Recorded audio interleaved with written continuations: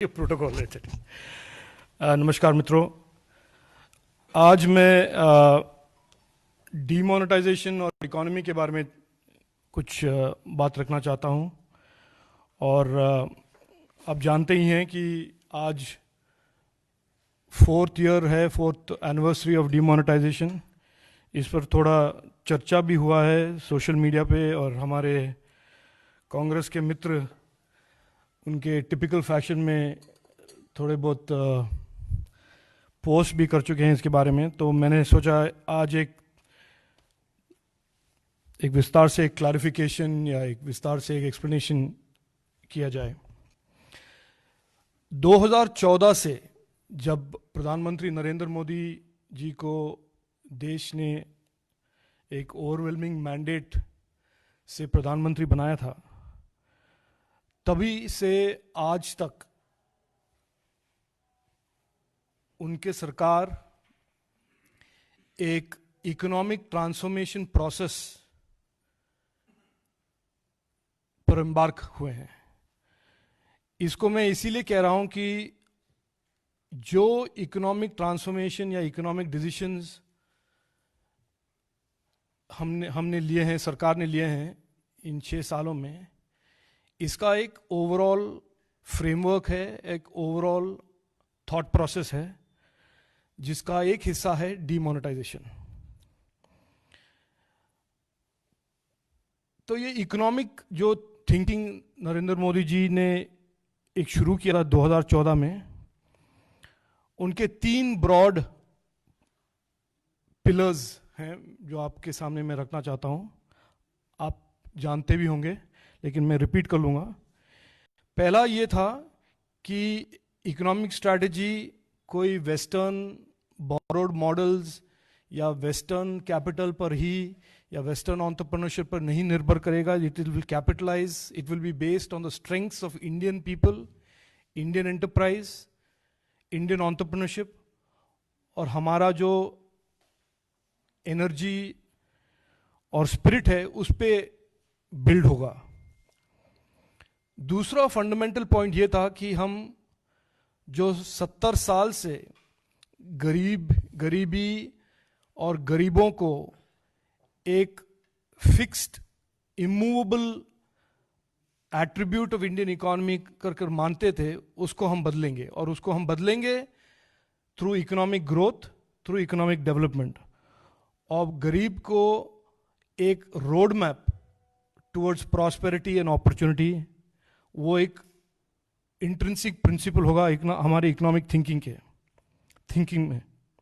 और तीसरा था use of technology, use of determined clean government to clean up the economy, यानी कि इकोनॉमी को एक तरह से क्लीन अप किया जाए, क्रोनी कैपिटलिज्म से, कॉर्नरिंग ऑफ रिसोर्सेस, जो एक फेमस, मैं अभी आपको बोर नहीं करूंगा लेकिन आप जानते ही हैं कि 10 साल में क्या क्या हुआ था, और इंश्योरिंग कि गवर्नमेंट रिसोर्स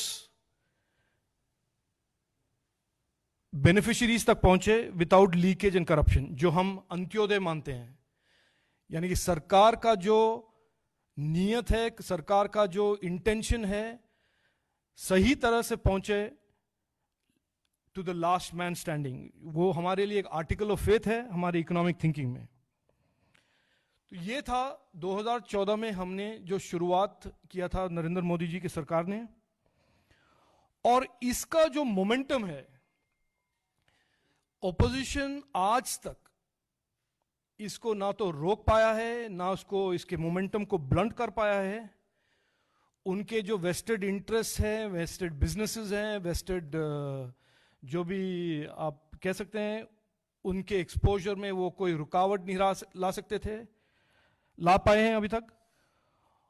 और इसीलिए उनका एक स्ट्रैटेजी बन गया है, जो जब वो क्रिटिक नहीं कर पा रहे हैं overall economic progress, overall economic growth, और जो आप जानते हैं प्री कोविड हम $2.7 ट्रिलियन की इकोनॉमी तक पहुंचने वाले थे, except for this Covid pandemic. तो इसलिए वो आउट ऑफ कॉन्टेक्स्ट ऐसे इश्यूज को उठाते हैं और वो ट्विस्ट करके मोड़ के उसको एक नैरेटिव बनाने की कोशिश करते हैं, जैसे उन्होंने आज डीमोनेटाइजेशन भी किया। मैं आपको एक कोट दे दूं before I launch into demonetization, और ये है कांग्रेस पार्टी के फेवरेट इकोनॉमिस्ट रघुराम राजन का कोट। और उन्होंने कहा था, and I quote, we have substituted crony socialism with crony capitalism, where rich and influential receive land, natural resources and spectrum in return for payoffs. ये उनका कोट है और ये डिस्क्राइब कर रहा है 10 साल का जो हम लॉस्ट डिकेड मानते हैं यूपीए सरकार को। तो यही लोग जिन्होंने 65 साल इनफॉर्मल सेक्टर को 80 से 85% का जॉब मार्केट को, उस स्ट्रक्चर को बनाए रखा, गरीबों को गरीबी में ट्रैप किए करे रखा, और जो करप्शन को एक मेन स्ट्रीम एक्टिविटी मानकर, मेन स्ट्रीम पॉलिटिकल एक्टिविटी मानकर चला रहे थे 10 साल, वही लोग आज डीमोनेटाइजेशन पे कमेंट कर रहे हैं। अच्छा ठीक है, डीमोनेटाइजेशन था क्या? बहुत लोग इस पे 4 साल से बात हुआ है, लेकिन मैं जरा रिपीट कर लूं। Demonetization was a front and centre attack on black money. और आप सब मानते हैं, हम मानते हैं, और ऐसा कोई व्यक्ति नहीं है इंडिया में जो नहीं मानेगा कि black money is the single biggest threat to our democracy, क्योंकि ये करोड़ करता है और कैप्चर करता है इंस्टीट्यूशंस को, डेमोक्रेटिक इंस्टीट्यूशंस को, जुडिशरी को, बिजनेस को, इंडिविजुअल राइट्स को कॉम्प्रोमाइज करता है, और मीडिया को भी इन्फ्लुएंस कर सकता है। तो demonetization was a front and centre attack on black money. इससे पहले 2014 से 16 तक मैंने कहा एक आर्किटेक्चर था, और उस आर्किटेक्चर तहत सरकार ने पहले जेडीवाई और जैम ट्रिनिटी का अनाउंसमेंट किया था to address the informal sector. उसके बाद एक tax undisclosed income scheme announce किया था कि जिसके पास भी अनडिस्क्लोज इनकम हो वो डिक्लेयर कर सकते हैं और वो एमनेस्टी मान सकते हैं। तो मैं आपको एक सीक्वेंस बता रहा हूं। उसके बाद हुआ डीमोनेटाइजेशन, यानी कि इनफॉर्मल सेक्टर के लिए एक सेफ्टी नेट, जिसके पास इलीगल मनीज थे उनको एक अपॉर्चुनिटी।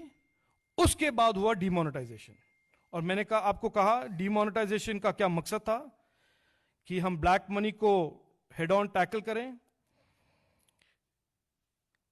करप्शन को टैकल करें, और ये एक फंडामेंटल करेक्शन था जो इकोनॉमी के लिए 65 साल के जो एक बिहेवियरल पैटर्न और एक ट्रैक रिकॉर्ड था उसको करेक्ट करने के लिए एक फंडामेंटल करेक्शन की जरूरत था, और ये था डीमोनेटाइजेशन। और मैं आपको एक स्नैपशॉट दूं, डीमोनेटाइजेशन से पहले हमारे currency to GDP was growing at 14% per annum. अच्छा ठीक है, every economic growing requires currency, लेकिन इसमें एक यूनिक फीचर यह था कि 90% of the currency that was being printed was high denomination notes.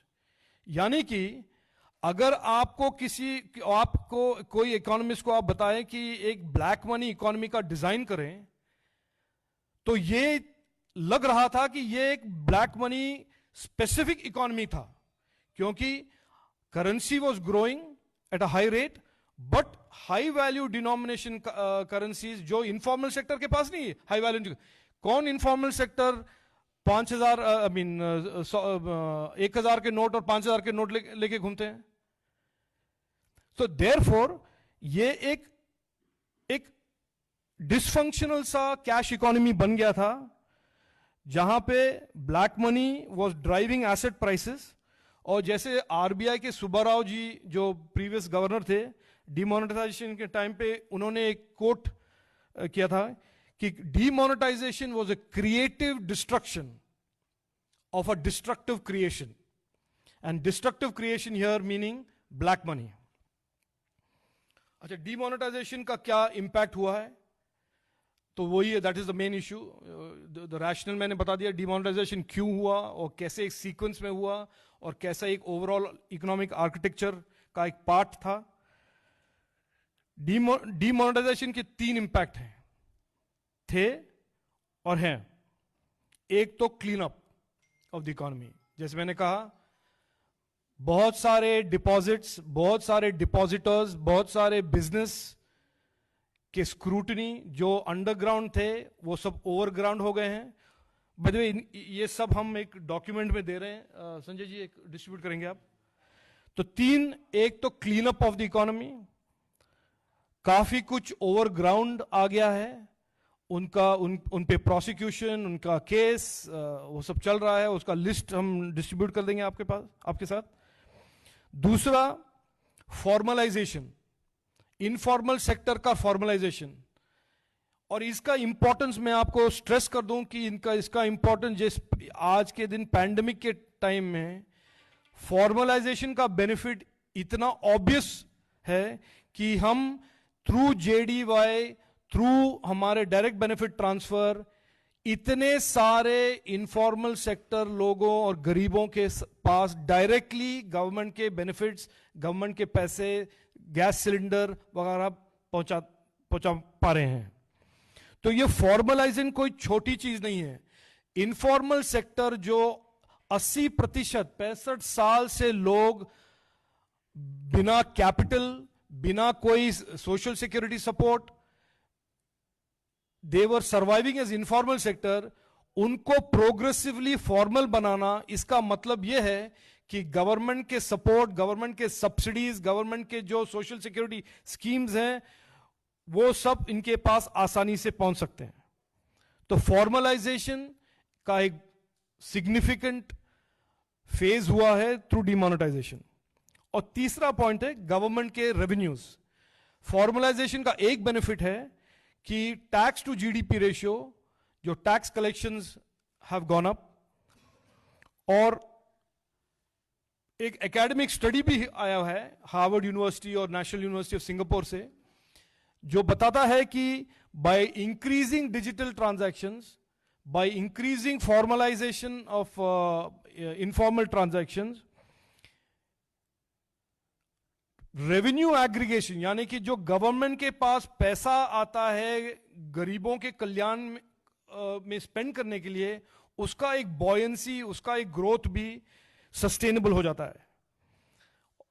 और गवर्नमेंट के बैंक्स में बैंकिंग डिपॉजिट्स का भी इंक्रीज हुआ था।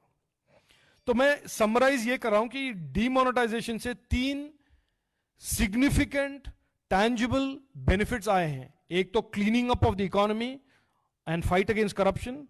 Second is formalising of the economy, जो इनफॉर्मल सेक्टर में लोग कैपिटल और गवर्नमेंट सब्सिडीज के बिना रह रहे थे बहुत साल से, उनको ये एक इनका बेनिफिट मिलने लगा है। और तीसरा, गवर्नमेंट के रेवेन्यूज। और गवर्नमेंट के रेवेन्यूज के बारे में एक चीज बताऊं मैं, एक रिपोर्ट आया था कि 2016 तक tax to GDP ratios was constantly declining, यानी कि देश के 4% या 5% लोग ही टैक्स देते थे। डीमोनेटाइजेशन के बाद हम देख रहे हैं कि tax to GDP ratio has been healthily growing and dramatically growing. और ये सब डिटेल हम आपको इस डॉक्यूमेंट में पहुंचा देंगे।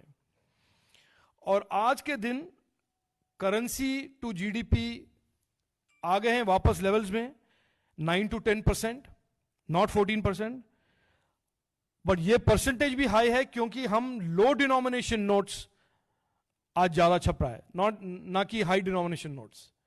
तो इसका मतलब यह भी है कि होर्डिंग ऑफ करेंसी जो पहले हो सकता था, पहले यूपीए के सरकार के टाइम, वो अब कम चांसेस हैं क्योंकि लोअर डिनोमिनेशन करेंसी ज्यादा है।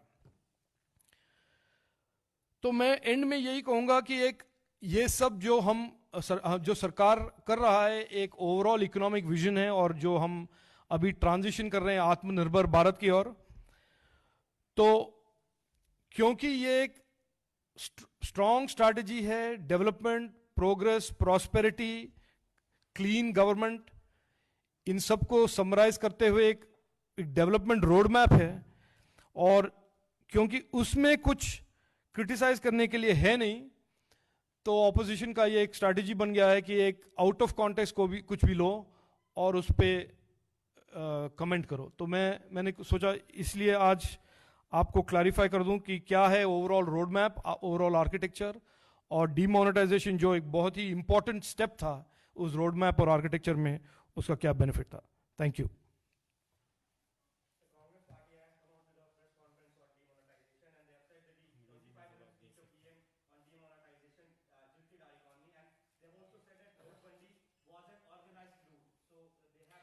Look,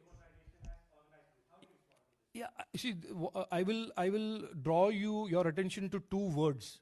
One is a word called irony, and the second is a word called hypocrisy. And then, for good measure, I'll add a third word called shamelessness. If there is anybody who should not talk about loot, who should not talk about mismanagement of the economy, if I have to design a group of people, it will be people from the Congress, including Sri Chidambaram. So I will not respond to these baseless, random allegations, excepting to say what I have said in this press conference, that the demonetization was an important step, and almost a third step starting in 2014 of the Prime Minister's intention to create a cleaner economy, and an economy where the resources of the economy are equitably available for the poorest of the poor in this country.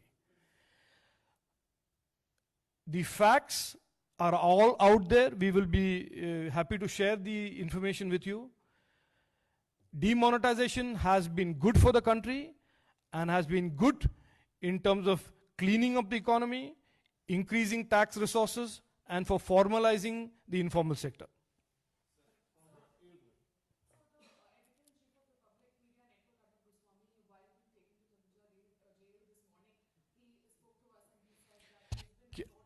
Here is just so that I made it clear. When I come for a press conference, I will speak on the subject of that. So please excuse me. It's a waste of your time and a waste of my time to ask me something outside the press conference.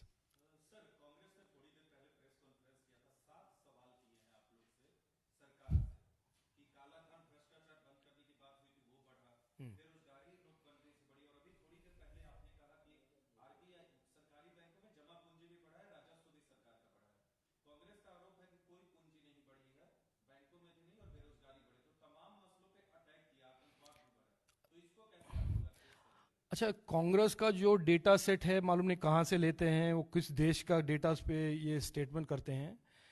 आप RBI का report पढ़ लो, banks में deposits increase हुए हैं, बेरोजगारी increase, ये तो उनका एक नारा है, इनका एक नरेटिव है, वो बहुत सालों से चला रहे हैं, इसमें कोई तथ्य नहीं है, there is no facts to back it up. The facts are what I just said, that this government, Prime Minister Narendra Modi ji's government, inherited an economy that was beset with rampant corruption and loot, and a huge amount of black money. Or demonetization was one of the steps taken to ensure that the economy was cleaned up and there was a frontal fight against corruption. Abhi, if the Congress is unhappy with it, it is only the Congress that is unhappy with it, and we will leave it at that.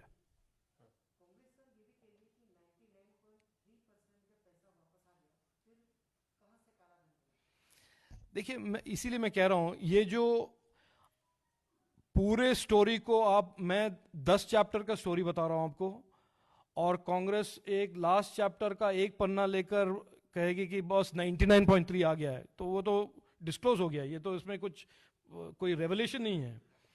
लेकिन जो धन आया है deposit, उसके कारण बहुत जो underground capital था वो ओवरग्राउंड आ गया है। उसका दो नतीजा है, एक तो मैंने कहा deposits in banks have gone up, दूसरा जो इलीगल बिजनेसेस थे उन पर स्क्रूटनी अभी 2016-17 से शुरू हुआ है।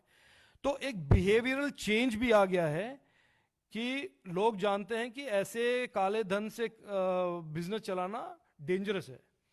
तो 99.3 आ गया है, ये तो आरबीआई ने बता दिया 3 साल पहले बताया, या आज उनके पास कैसे रेवलेशन आ गया मुझे मालूम नहीं।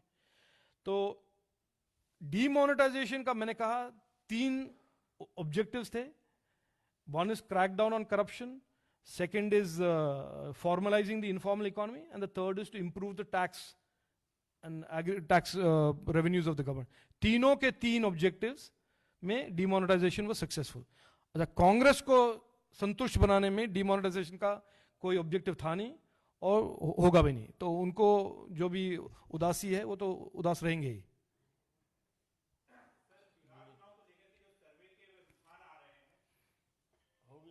मेरा मेरा वो, और कुछ